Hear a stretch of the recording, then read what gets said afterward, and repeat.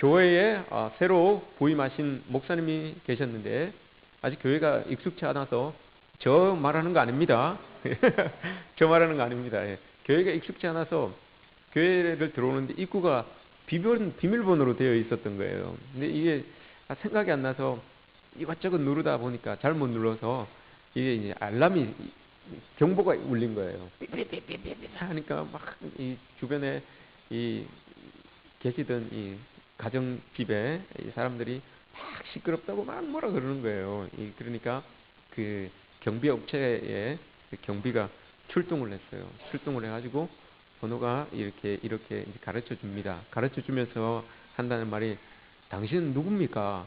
당신은 누군데 여기 있습니까? 라고 하니까 제가 여기 새로 부임한 목사입니다. 네. 아니 목사가 무슨 교회 번호도 모릅니까? 비밀번호도 모릅니까? 그러니까 제가 딴 데 정신이 없어가지고 이게 좀 잘 안 헤어지네요. 그랬더래요. 그러더니 이 경비원 아저씨가 짜증이 많이 났어요. 아침에 좀 자고 일을 해야 되는데 짜증이 많이 나서 목사님에게 그랬답니다. 목사님, 이 교회에서 좀 이렇게 교회가 어렵고 시끄럽고 또 이 교회에서 오래오래 목회 잘 하시려면 이거 끄는 법부터 먼저 아십시오. 그렇게 말씀을 했답니다. 여러분, 교회에서 여러분 이 담임 목사가 오래오래 사역을 하고 싶다면 교회의 비밀번호를 알아야 됩니다. 교회의 비밀번호를 알아야지 시끄럽게 만들지 않습니다. 여러분, 우리 교회의 비밀번호가 뭡니까? 비밀번호가 뭐예요? 비밀이 아닙니까? 비밀입니까? 여러분, 교회의 비밀번호는 기도입니다. 교회의 비밀번호는 말씀이고요. 그 211 그게 아니에요. 교회의 비밀번호는 기도입니다. 교회의 비밀번호는 말씀이고요. 이게 여러분 딱 우리가 다 인지하고 있으면 절대 교회는 어려워지지 않죠. 교단에 여러분 총회가 이제 끝났습니다. 지난 우리 목요일 날 교단 총회가 끝났는데 교회를 위해서 기도하시는 분들, 이 시대에 교회가 앞장서야 된다고 하는 그런 마음들을 가지고 많은 목사님들이 모이셔서 그렇게 이제 회의를 진행하셨어요. 근데 지난 해도 그렇고 지지난 해도 그렇고 올 해도 그렇고 계속해서 이제 똑같은 교회의 문제들이 등장을 합니다.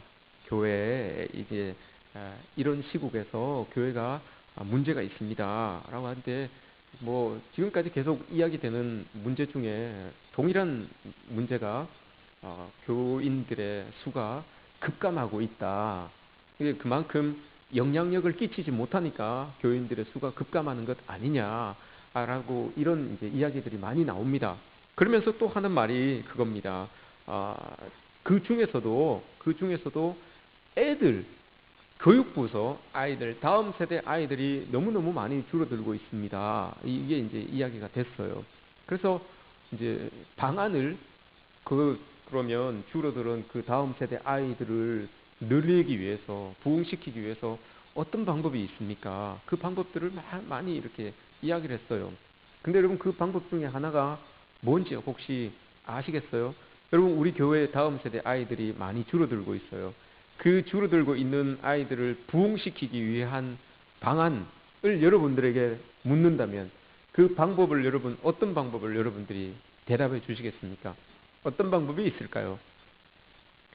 부흥하는 우리 아이들, 부흥하는 다음 세대를 만들기 위해서 우리 부모님 세대인 우리가 할 수 있는 방법은 과연 무엇일까요? 기도. 기도해야죠. 그건 당연한 거예요. 그건 너무너무 당연한 거예요. 근데 여러분, 총회에서 어떤 방법을 말씀하셨는지 아십니까? 출산율을 높여야 됩니다. 이렇게. 아주 지극히 근본적인, 그죠? 아주 지극히 근본적인 말씀을 하셨어요. 출산율을 높여야 됩니다. 라고 이렇게 이야기를 했어요. 근데 더 재미있는 건 여러분 뭔지 아십니까? 그 총회에 출석하신 목사님들 1124명의 목사님들이 참석하셨는데 그분들의 평균 연령을 따져보면 59세입니다. 59세, 60세 넘는 분들이 오셔가지고 하신다는 말씀이 출산율을 높여야 됩니다. 라고 이렇게 말씀을 하십니다. 여러분, 예. 59세 안 되신 분들 계시죠? 출산율을 높여야 됩니다. 여러분, 출산율을 높여야지 우리 교회 다음 세대가 부흥할 수 있습니다. 이렇게 여러분, 교회가 어렵다 보니까 이런 방안들도 이야기가 되는 거예요.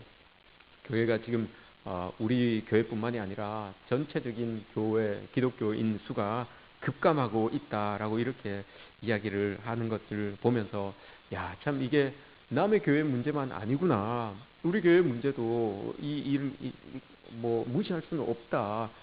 세상은 자꾸 고령화가 되어가고 정말 출산율은 떨어져 가고 있는데 어떻게 문제를 해결해낼 수 있을까? 더군다나 여러분 그런 사회적인 문제와 아울러서 가는 문제는 어쩔 수 없어요. 그건 교회가 더 이렇게 하면 되는데 더 잘해서 하면 되는데 그 외적으로도 교회 안에 일어나는 많은 어려움들이 있다는 거예요. 교회 자체적으로 일어나는 그런 어려움들, 이런 어려움들도 있기 때문에 이번에도 총회에서 여러분 다룬 교회 안에서의 고소고발 문제가 꽤 많았습니다. 총회 안에서 다룬 이 고소고발 문제도 참 많았어요. 근데 그런 것들을 봤을 때 교회 안에서 문제가 없는 교회가 없구나라는 것을 다시 한번 느끼게 되죠. 근데 교회에 여러분 문제가 있을 때, 교회에 문제가 있을 때 이 문제를 여러분 누구에게 이야기해야 됩니까? 어디에서 여러분 이 문제의 해결점을 찾아야 됩니까? 교회에 대해서 제일 잘 알고 있는 사람에게 여러분 조언을 구하면 됩니다. 교회에 대해서 제일 잘 아는 전문가, 소위 교회 전문가라고 하는 사람에게 여러분 이 교회의 문제를 이야기하고 그 문제를 해결하면 됩니다. 근데 성경에서 교회의 전문가라고 하면 누구가 여러분 떠오릅니까? 성경에서 여러분 교회의 전문가는 베드로입니다. 베드로. 왜냐하면 예수님께서 베드로가 주는 그리스도시요 살아계신 하나님의 아들입니다 라고 이렇게 고백했을 때 예수님께서 말씀하시기를 내가 그 이름 위에, 그 고백 위에 교회를 세우겠다라고 이렇게 말씀을 하셨어요. 그리고 정말 이 오순절 마가다락방에서 그 기도할 때 성령이 팍 임해서 그곳에서부터 교회가 출발하잖아요. 그때 멤버가 베드로였어요. 그러니까 베드로가 교회에 대하여서는 좀 잘 안다라고 이렇게 이야기할 수도 있죠. 그렇게 은혜를 받고 나서 베드로가 설교를 하니까 한 번에 여러분 몇 명이 확 이렇게 결신을 합니까? 3,000명이 여러분 그 말씀을 듣고 돌아옵니다. 남자만 5,000명이 여러분 결신을 해요. 나도 저 베드로가 믿는 예수 그리스도를 한번 믿어봐야 되겠다라고 합니다. 이만큼 교회에 대하여서 좀 잘 알고 있었던 사람이 베드로다라고 이렇게 이야기를 할 수 있습니다. 베드로는 언제나 고민이 교회예요. 고민이 교회예요. 그는 이 교회 때문에 고민하고 늘 이 사랑을 품고 그 사랑의 대상도 교회였고 교회에 대한 그 사랑과 고민과 염려 이게 베드로만큼 또 많은 사람도 사실 없었습니다. 그게 베드로 전후서를 보면 많이 나타나죠. 베드로가 교회를 얼마나 사랑하고 위하고 염려했는지 베드로 전후서를 보면 나오게 되어 있어요.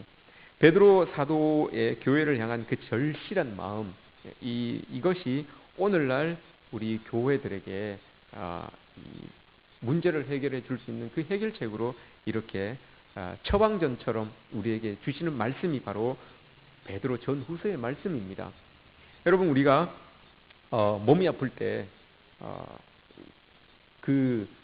어디서부터 이 몸의 아픈 원인을 알지 못하면 답답하잖아요. 여러분 머리가 막 아픈데 왜 이 머리가 아픈지 원인을 모르면 여러분 힘들잖아요. 허리가 자꾸 아프고 다리가 자꾸 아픈데 위가 자꾸 아프고 배탈이 나고 설사가 잘 나는데 배도 잘 아프고 한데 원인을 모르면 여러분 힘들잖아요. 괴롭고 그죠? 막 불편합니다. 근데 의사 선생님께 딱 가서 의사 선생님이 이렇습니다 들었습니다라고 처방전을 딱 내려주면 여러분 마음이 조금 편해지지 않습니까? 이것 때문에 그렇구나. 이제 이 처방전을 가지고 약국 가서 약을 받아서 먹으면 그게 이제 문제가 해결되는 거죠. 그 처방전만 받았다고 해서 문제가 해결되는 건 아닙니다. 처방전을 받았으면 그걸 가지고 약국을 찾아가서 처방전대로 약을 받아서 복용을 해야 되는 거죠. 오늘 베드로가 여러분 우리에게 처방전을 줍니다. 이러하면 됩니다 라고 처방전을 줍니다. 우리는 그 처방전을 들고 이제 행할 수 있어야 되는 거죠. 그게 우리에게 주어진 사명이라고 해야 되나요? 각자가 가지고 있는 소명이다라고 이렇게 이야기를 할 수 있습니다. 첫 번째, 베드로 사도가 우리에게 내어놓은, 교회가 어려울 때 이렇게 하십시오. 꼭 문제가 있을 때가만이 아니라 교회가 어려울 때 이렇게 하십시오라고 내어놓은 첫 번째 처방전이 7절 말씀입니다. 7절 제가 한번 읽어드리겠습니다. 7절, 만물의 마지막이 가까이 왔으니 그러므로 너희는 정신을 차리고 근신하여 기도하라. 교회의 비밀번호가 여러분 뭐라고 했습니까? 기도였어요. 기도. 네, 기도. 또 우리 교회 비밀번호 누르고 들어오신데 또 기도가 어디 있나 또 이렇게 찾으시지 마시고 번호 이렇게 누르는 겁니다. 기도가 어디 글씨가 없는데 이러지 마시고 교회의 비밀번호는 여러분 기도입니다.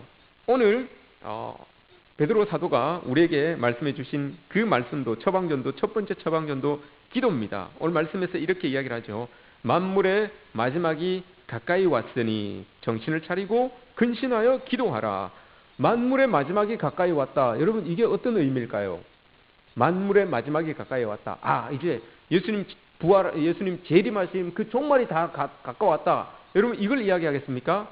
아니에요. 만물의 마지막이 가까이 왔다라고 하는 것은 이제 더 이상 여러분 교회가 그냥 가만히 있어도 성장하는 그런 때는 지나갔다는 거예요. 가만히 있어도 예수 그리스도의 그 생명이 여러분 막 이렇게 더 이상 막 이렇게 퍼져나가지 않도록 세상이 그걸 막고 있다는 거예요. 세상이 예수 그리스도의 생명, 예수 그리스도의 그 복음이 막 이렇게 퍼져나가는 것을 세상이 자꾸 끊어버린다는 거예요. 세상이 막고 있어서 더 이상 우리가 입을 벌려서 이야기하지 않으면 자연스럽게 그 복음이 전달되고 그럴 때는 다 지나갔다는 거예요. 애쓰고 힘써야지만 그 복음이 전달이 되고 예수 그리스도의 사랑이 흘러나갈 수 있다. 이걸 만물의 마지막이 가까이 왔다라고 이렇게 표현을 합니다. 그냥 예전에는 70년대 80년대만 해도 여러분 교회에 십자가만 세워놔도 전도 안 해도 사람들이 막 물밀들이 몰려들었던 그때가 있었어요. 그런데 요즘은 안 그렇다는 거예요. 요즘은 만물의 마지막이 가까이 왔기 때문에 교회가 정말 세상을 이끌어가지 못하면 교회가 그 안에서 복음이 전거되는 그런 일이 많이 없다는 거예요. 이게 지금 만물이 마지막에 가까이 왔다라고 이렇게 말하는 거예요.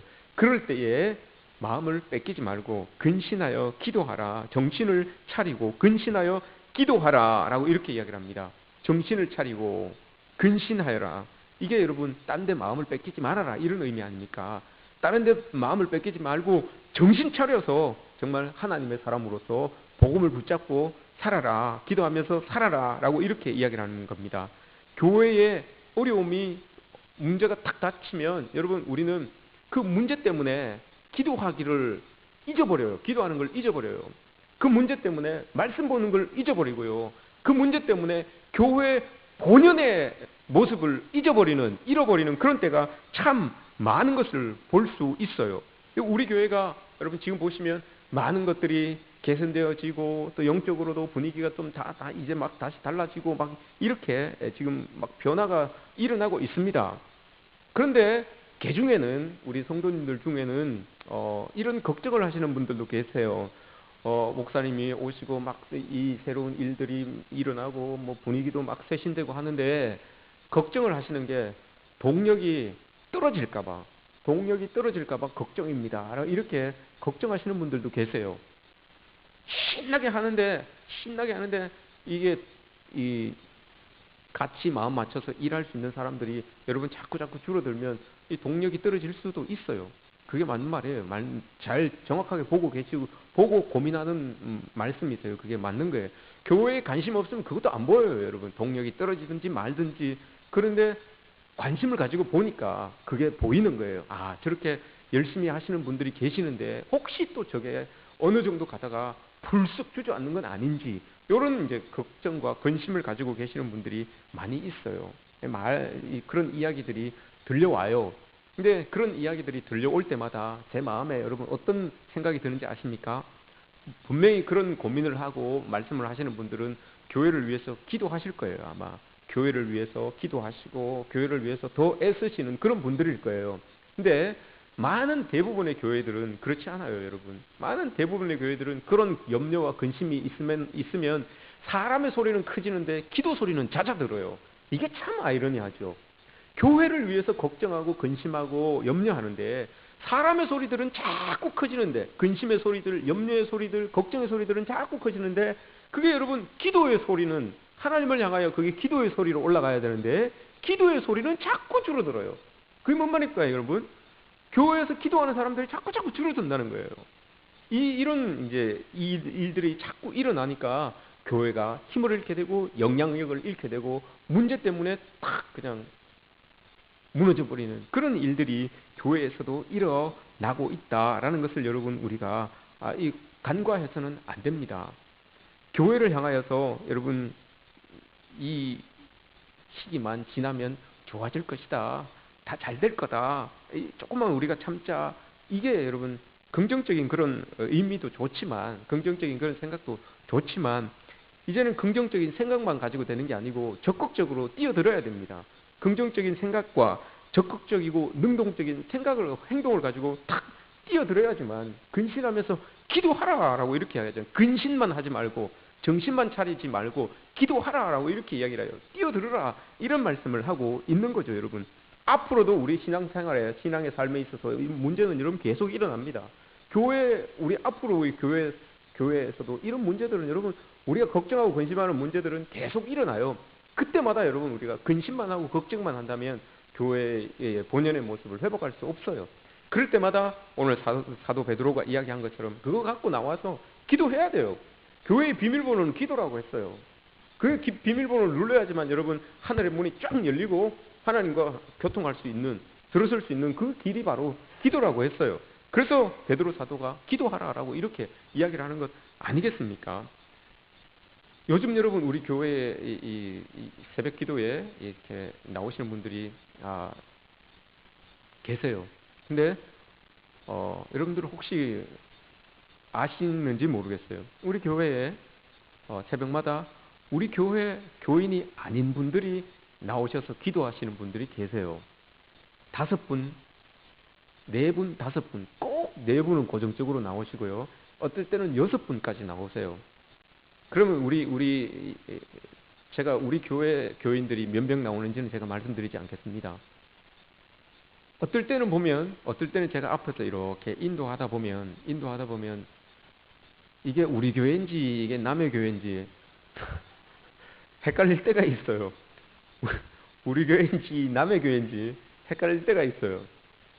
가다가 또 그분들을 또 만나요. 만나면 또 얼마나 또 반갑게 인사를 하시는지, 진짜 저분이 우리 교인인지 남의 교인인지 진짜 헷갈릴 때가 있어요. 진짜 반갑게 막 차를 막 세우고 막 인사를 하시는 분들이 계세요. 그만큼 자기는 이제 유대감이 있다 이거겠죠. 여러분 우리는 연세가 있으셔서 좀 왔다 갔다 하시는 게 어려우신 분들도 여러분 나오세요. 나오십니다. 제가 이런 분들을 생각하라라는 그런 말씀을 제가 얼마 전에 했었죠. 우리 은퇴 장로님 김진찬 장로님이 여러분 저 연세에도 자전거를 타시고 새벽에 여러분 얼마 전까지 새벽에 나오셨어요. 근데 이제 날이 어두워지고 하니까 연세가 조금 드시고 머리가 어지러워지고 하시니까 그 시간에 여러분 댁에서 기도하시잖아요. 댁에서 기도하시고 하셨는데 그 전까지 여러분 그 자전거를 몰고 그 자전거를 타고 오셔요. 오셔서 기도하시고 해요. 맨 끝자락까지 남으셔서 기도하시고 가시고 그러셨어요. 다른 분들도 많이 계시죠. 기도하시는 분들 많이 계세요. 이건 기도하러 나오시는 모든 분들에 대한 칭찬입니다. 안 나오시는 분들에 대한 이 질타가 아니고요. 저는 나오시는 분들에 대한 칭찬입니다. 괜히 나 안 나가갖고 나 또 그렇구나 이거 아니에요. 나오시는 분들에 대한 칭찬입니다. 그러니까 우리는 기도할 수 있다는 거예요. 어느 자리가 되든지 물론 교회에 꼭 나와서 기도하시는 분들도 계시지만 안 나오시고 처소에서 기도하시는 분들도 계세요. 그렇게 하시라는 거예요, 여러분. 말씀대로 저기 153 축복운동에 여러분 일주 1회 새벽기도 적어도 한 번은 그래도 여러분 우리가 교인으로서 내 다리로 일어설 수 있는 사람이면 세 다리로 걸어 다니시는 분이 아니라면 지팡이 짚고 걷는 분들이 아니시라면, 아니면 네 다리로 걷는 분이 아니시라면 적어도 일주일에 한 번은 여러분 평균 59세 안 되시는 분들은 좀 한 번 정도는 여러분 나오셔야지 되는 것 아니겠습니까? 제가 알아서 하십시오. 제가 뭐 강요하지는 않겠습니다, 여러분. 강요하지는 않는데 이런 설교도 또 해야 돼요, 여러분. 안 할 수는 없잖아요.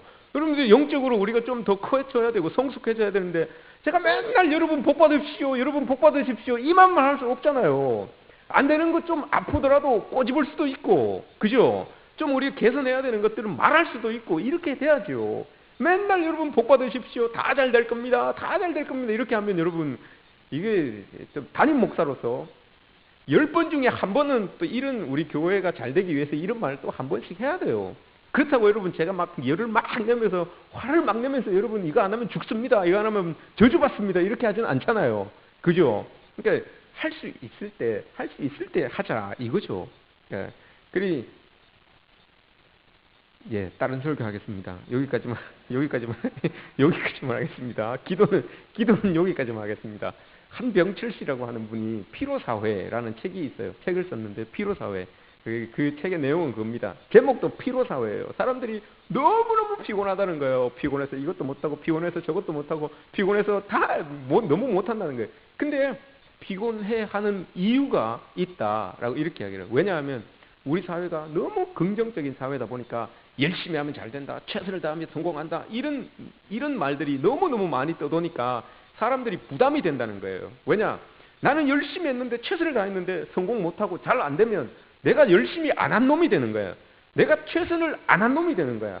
그래서 최선을 다하고 열심을 다해야지 결과물이 좋다 이렇게 이제 생각을 하고 있는데, 나는 최선을 다했는데 결과물이 안 나왔을 때 사람들이 저거 열심히 안 했구나, 저거 최선을 안 했구나 이렇게 생각을 하니까 사람들이 끼를 쓰고 열심히 한다는 거예요. 끼를 쓰고 최선을 다하고 열심을 다하고 사람들에게 뒤처지지 않기 위해서 그렇게 한다는 거예요. 그러다 보니까 경쟁이 되고, 그러다 보니까 누구보다 위에 올라서야 되고, 이러다 보니까 쉬지를 못하고 너무너무 열심히 한다는 거예요. 그래서 피곤하다는 거예요. 그래서 피곤하다. 그러면서 여러분 결론을 하나를 이렇게 이야기를 합니다. 피로사회를 극복해낼 수 있는 방법은 필요한 사회, 그것이 아니라 긍정적인 일들을 위한 피로가 아니라 부정의 피로도 필요하다라고 이렇게 이야기를 해요. 부정의 피로. 이건 뭘 이야기하는가 하면 내가 안 되는 건 안 되는 거다. 내가 너무 힘들어서 못하겠으면 못하겠다 이거예요. 내가 다 할 수 있는 건 아니다. 최선을 다해도 얻어지는 결과물이 최상의 것이 얻어지지 않을 수도 있다. 이걸 인정하라는 거예요. 그러면 마음이 편해진다는 거예요. 꼭 내가 이거 해야지, 이거 해서 사람들의 기대치만큼 이걸 해야 된다 이렇게 하면 힘들어지기 시작하는 거예요. 이렇게 되면 피곤해지기 시작한다는 거예요. 근데 그러지 마십시오. 우리가 할 수 있는 만큼 하고 결과를 기다리면 됩니다. 그 결과가 100이 됐든 50이 됐든 주어지는 결과에 만족할 수 있는 그런 부정의 피로도 우리에게 필요합니다 라고 이렇게 이야기를 해요. 그러면서 예를 하나 들어놨는데 그 예가 뭔가 하면 오순절 마가의 다락방에서 기도하던 사람들을 예로 들어놨어요. 기도하던 사람들이 여러분 그 기도의 자리에 나오기 전에 어떤 일이 일어났습니까? 그들이 믿고 따르던 예수 그리스도가 여러분 돌아가셨어요. 예수 그리스도가 죽고 부활해 버리셨어요. 승천해 버리셨어요. 그러니까 예수님을 보고 의지하여서 따르던 사람들에게 근심과 걱정이 얼마나 많았겠습니까? 우리가 일평생 저 사람한테 맡기고 살기로 다짐을 했는데 그냥 훅 죽고는 성천해 버렸었어요. 그러면서 어떤 성공을 보장해 준 것도 아니고 내가 올라갈 때 본 것처럼 내가 성령을 선물로 주겠다. 그거 기다리고 있으라. 이렇게만 이야기를 하니까 보이지 않는 뭔가를 기다리고 있는다는 게 여러분 얼마나 어렵습니까? 그런데 이 걱정하고 근심되는 그 마음을 가지고 여러분 그들이 모여서 그 자기들에게 주어진 문제를 해결하기 위해서 막 머리를 싸맨 게 아니라 정말 그 보이지 않는 그것을 약속을 받아내기 위하여서 다 모여서 기도했다는 거예요. 다 모여서 그래 우리의 연약함은 연약함대로 인정을 하고 하나님께 나아갈 방법은 이거밖에 없다라고 생각하여서 모여서 기도했다는 거예요. 그게 부정의 필요라는 거예요. 우리가 할 수 없는 건 할 수 없다. 하나님께 맡겨야 되는 건 하나님께 맡겨야 된다. 이러면서 이제 나아갔던 거예요. 그래서 여러분 성령을 받고 그 성령의 힘으로 여러분 예수 그리스도의 생명을 재생산시키는 그런 삶을 살아갔던 사람들이 바로 이 사람들이다 라고 이렇게 이야기를 해요. 여러분 우리도 그렇습니다. 기도의 자리가 참 피곤하고 힘들고 어려운 자리 같지만 여러분 그곳에서 우리의 생명을 다시 예수 그리스도의 생명을 다시 만들어낼 수 있는 자리가 바로 이 기도의 자리인 거예요. 그래서 여러분 사도 베드로가 기도의 자리 근신하여 기도하라라고 한 이유가 바로 여기에 있는 겁니다. 기도의 자리가 여러분 쉽지 않아요. 새벽잠 버리고 나와야 되고요. 인내하면서 기도해야 되고 이게 쉽지 않아요. 진짜 기도의 자리가 쉬우면 여러분 새벽마다 여기가 꽉 차죠. 터져 나가죠. 기도의 자리가 쉬운 것 같으면. 근데 기도의 자리가 쉽지 않아요. 근데 쉽지 않음에도 불구하고 그 기도의 자리는 복된 자리예요. 복된 자리고 우리의 심장을 그리스도인으로서의 심장을 뛰게 하는 자리가 바로 그 기도의 자리예요. 그 기도의 자리에 앉는 이유는 오늘도 내가 그리스도인으로서 내 심장이 뛰는구나. 이걸 여러분 확인하기 위해서 기도의 자리에 앉는 거죠. 이게 사도 베드로가 우리에게 이야기한 첫 번째 처방전입니다. 두 번째 처방전이 있습니다. 8절 뜨겁게 서로 사랑하라. 무엇보다도 뜨겁게 서로 사랑할지니 라고 이렇게 이야기를 합니다. 예전에 이 1세기 이전에 초대교회에 대한 그 교회들을 고증해낸 그런 책이 하나 있어요. 1세기 초대교회 이야기라는 그런 책이 있는데 거기에서 1세기 교회들의 특징이 하나 있다. 그게 1세기 교회는 여러분 이런 번듯한 이런 건물교회가 아니에요. 다 가정교회예요. 어느 집에 가서 예배드리고 어느 집에 가서 우리 구역 예배 드리는 것처럼 그런 교회예요. 근데 그 교회를 고정해내다 보니까 이런 게 있어요. 교회 멤버들은 다 달라요. 유대인, 헬라인, 히브리인, 야만인, 종, 주인 많은데 그 많은 사람들이 다 한 집에 들어가가지고 한 집에서 예배를 드리는 거예요. 근데 초대된 사람도 예배를 드리고 그 집 주인도 예배를 드리고 하는데 변함없이 그곳에서 이루어지는 게 환대라는 거예요. 환대. 우리가 그 사람을 초대했으면 그 사람에게 최선의 대우를 이렇게 해준다는 거예요. 그래서 이 처음 그 가정교회에 출석한 사람이 놀란다는 거예요. 저 사람들은 도대체 어떤 종교이기 때문에 어떤 공동체인데 이런 나를 저렇게 환대해 주나, 이런 나를 어떻게 저렇게 대접해 주나. 그래서 여러분 그 비밀을 찾고 하나님에 대하여서 예수 그리스도에 대하여서 관심을 더 가지게 된다는 거예요. 첫 번째 관심은 그 사람들에게 있고 그 사람들이 이랬구나라고 했을 때 뒤에 예수 그리스도 하나님에 대해서 관심을 가진다는 거예요.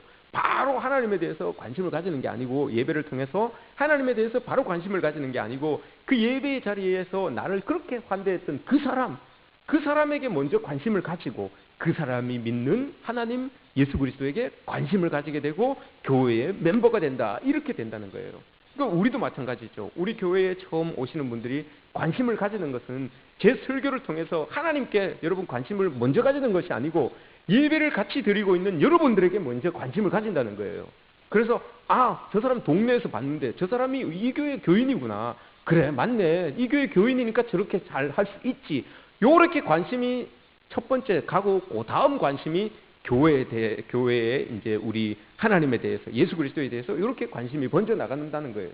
그만큼 교회를 먼저 다니고 있는 성도들의 모습이 중요하다는 거죠. 그래서 사도 베드로가 서로 피차 서로 사랑하십시오라고 이야기한 이유가 여기에 있는 거죠. 서로 공동체 안에서 서로 사랑하십시오라고 이렇게 말하는 겁니다. 교회를 세우는 가장 강력한 힘이 바로 사랑이다 라고 이렇게 이야기를 합니다. 왜냐? 사랑은 허다한 허물을 덮어줍니다 라고 이렇게 이야기하죠. 사랑은 허다한 허물을 덮어줍니다. 이 말이 여러분 어디에서 나왔을까요? 이 말이 저기 창세기에서 먼저 나왔어요. 창세기에서 이 말이 먼저 나왔어요. 창세기 9장에서 노아가 여러분 이 추수를 하고 난 다음에 포도주에 취해가지고 주무세요. 훌렁 술에 취해가지고 주무시는데 아들 셋이 있었는데 함이라고 하는 아들이 여러분 아버지가 훌렁 다 먹고 대자로 이렇게 주무시니까 그 여러분 얼마나 민망합니까? 아버지가 여러분 대청마루에 술이 취하셔서 훌렁 다 먹고 희로하게 하나 안 거치고 훌렁 다 먹고 이렇게 해갖고 주무신다고 하면 생각해 보십시오. 여러분 어떻습니까 여러분?